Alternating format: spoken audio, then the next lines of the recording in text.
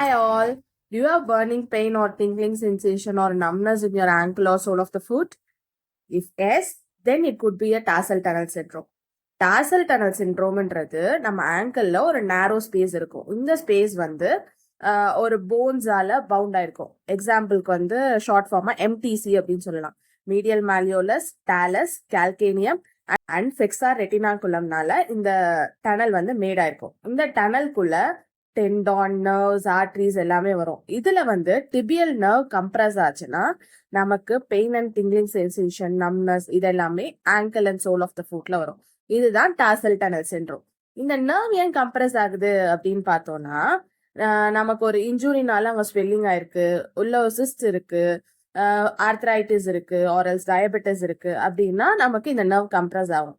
So pain இருக்கு அப்படின்னா ignore பண்ணாம அதை உடனடியா போய் பாருங்க. If you ignore then it could be a permanent damage. So உங்களுக்கு உங்க ஃப்ரெண்ட்ஸ்ல யாருக்காவது டார்சல் டனல் சிண்ட்ரோம் இருக்குன்னா கீழே கமெண்ட் பண்ணுங்க.